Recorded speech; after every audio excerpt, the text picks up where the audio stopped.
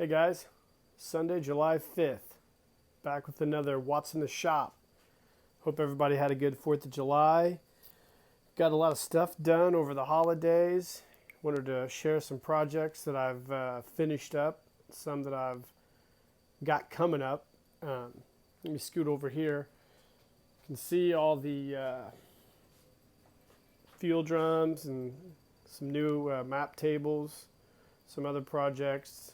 The scuba diving set, all are hitting eBay hopefully this week to be put up for sale.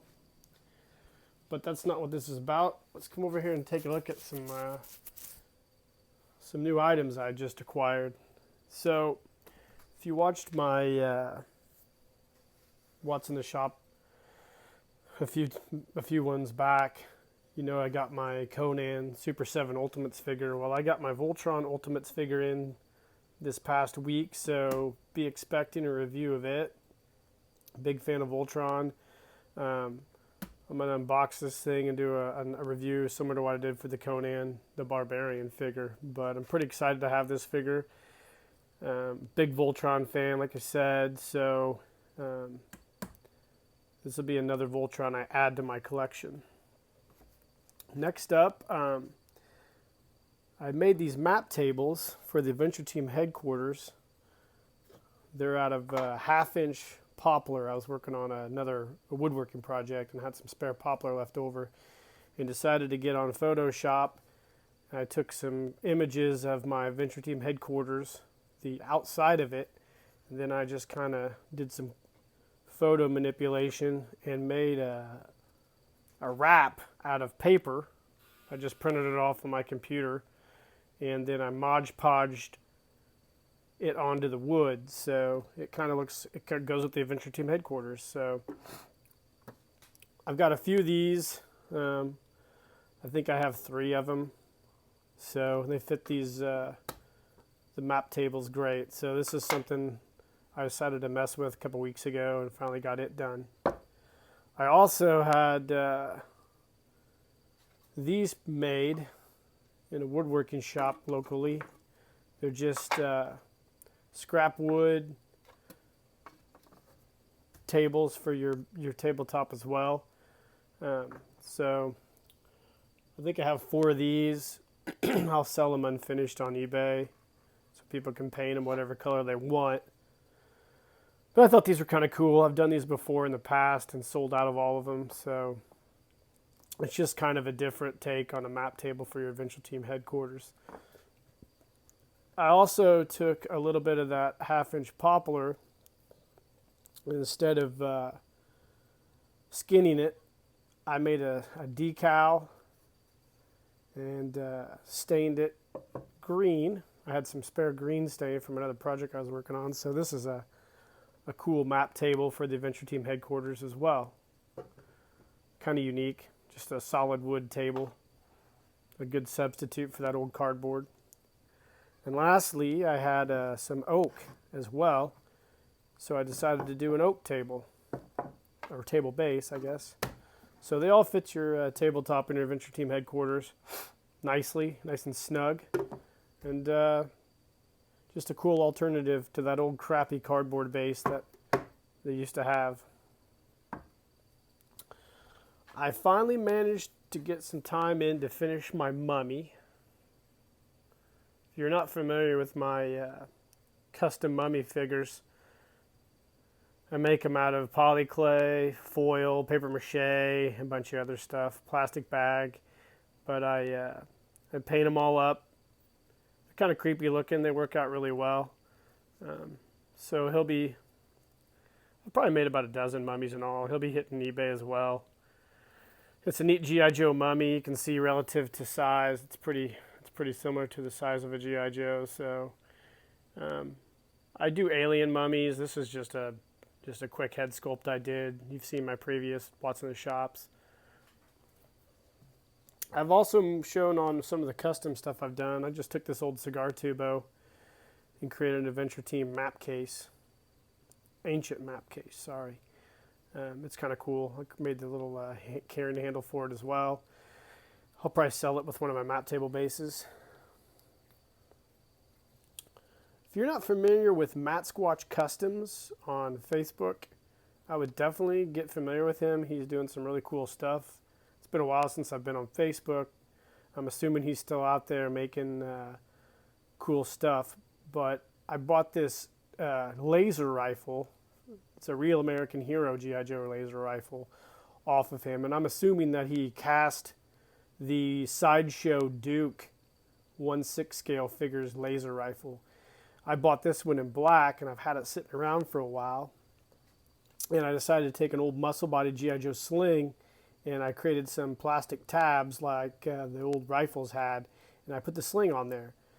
Now, the thing about this laser rifle is I've always loved these laser rifles. When they first appeared in the G.I. Joe Real American Hero cartoon, you know, I'm not sure what the laser rifles were for. Maybe it was PC culture early on, who knows. But I always liked the laser rifles. They're kind of near and dear to my heart, and I always felt that this laser rifle would have been a natural evolution for the adventure team had they went on into the 70s and early 80s. That maybe if you're familiar with the 3D Joe's website and the work he's done on putting together some Lost Adventure Team concept work, I always kind of wondered if this laser rifle was sitting around on somebody's desk for like a Super Joe or whatever. Probably not, but anyways, I added this laser rifle to my G.I. Joe Adventure Team and put the sling on it, and I always thought this would be a cool addition for an Adventure Team set. So I have two of them. I'm making a sling for the other one right now. The other one I have is an actual Sideshow version of this one, so I have the Matt Squatch Customs reproduction and the Sideshow one. But I really dig this laser rifle, and I dig Matt Squatch Customs products as well. I know Cotswold carries some. I've bought several things from him, but this one's near and dear to my heart. So I just wanted to mod it up and put a sling on it. It's probably going to be featured in my Creature of Doom Lagoon photo shoot this coming fall. So be on lookout for it. It's just a cool little project that I had going on. If you watched my custom decal videos, I mean, some of you probably liked it, some of you didn't, but I wanted to share this. The G.I. Joe Collector Club, when they were doing their fire sale before they went out of business, were selling these crates that came with one of the convention exclusives. But they had a few extras lying around, and I bought this crate. Well, I was looking up the old Mike Power Command Paradrop set from the 1970s, and I decided to make my own decal. Not exactly like the Mike Power one, but I used my sandbox fonts that I mentioned in those decaling videos, and I made my own font in decals and put them on with the same process that I mentioned in my decaling video. This one here is done differently because it's just printed out on regular paper. It's not reversed imaged. I just take Mod Podge, apply it to one side, then apply it to the back of the decal and just put it on. So it's basically like gluing on a decal. At the end of this video, I'm going to try to put a special bonus video that shows how I do this type of decal. So hopefully I can fit it into this video. If not, I'll put it on a different video at a later date. But yeah, I made this decal for this. So I just got to make a parachute now or buy a parachute for this, and this set will be complete. Another cool thing is a while back I bought a lot of G.I. Joe stuff at an auction. And within that lot were these pretty cool G.I. Joe type sleeping bags, 6-cell sleeping bags. There's this cool backpack that's made. Obviously this was made by either somebody's mom or grandma or aunt when they were a kid for their G.I. Joes. The only reason I want to share this with everybody is I think it's really cool that you can find something like this, because obviously this is custom, it's one of a kind. It's not great. I mean, the fabric was probably whatever they wanted to use at the time, but the fact that somebody took the time to sew this for a kid that he used for his G.I. Joes is it's pretty cool, and I'm glad to have it in my collection. I'll probably never use it. I might let my son have it at some point when he starts playing with G.I. Joes if we set up a campsite somewhere. But I just think it's really neat. It's kind of like having a piece of history, and I I just wanted to share that with everybody. It's rare that I get anything in a set that is custom and been sewn for somebody. So this was made, you know, like I said, by somebody's grandma or mom or aunt or sister or somebody who could sew. And it's pretty cool. It's nothing great, nothing special, but it's just cool to have in my G.I. Joe collection. So last but not least, Coils of Doom Part 2 is finally finished up. This is my Coils of Doom original, and this is the Coils of Doom I just finished. I'm going to do a separate video on these, comparing them, showing you what to do with the 2.0 version, and just kind of give you a rundown of both these figures. But he is finally done. I'm excited to have him finished up. It took me a while. I had to do some new toolings, new molds, and I kept just adding more and more gear to him. But he's finished up. Got all his items bagged. I'm probably going to throw him on eBay here soon too. So if anybody's interested in the Coils of Doom custom, there's going to be one out there available.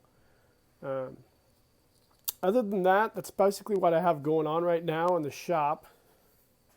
I'm done with all these projects finally, so I have a lot of other stuff to get to, not G.I. Joe related. So this summer is going to be a mad rush to the finish line. Hopefully the COVID-19 doesn't come back like a lion and derail all my plans, but I plan on starting on this Yeti next. So I've been kind of sitting around figuring out what I want to do with him, and I think I've got it all figured out. So I need to start finishing the body, and I found some faux fur for the fur on him, and I need to sculpt the head and the hands and the feet. And hopefully I get him put together and we get some snow this winter, and maybe I can get outside and take a picture or a dozen and make a cool video or a cool photo story and put on YouTube for you guys. But that's dependent on just a lot of other stuff. So other than that, that's it. That's what's going on at Skunk Works right now. We're about burnout here. We've been doing a lot of projects on top of all this other shit that's been going on in the world. This has kind of been my big escape, this and family, obviously. But I hope you guys are out there customizing and trying the decal technique that I posted. If you have any questions again on that, just let me know. And I look forward to seeing the comments. Like and subscribe to the page. Please share it on Facebook and other platforms. Even though I don't have those, I'm always appreciative of people that share my videos. And stay safe. Cheers.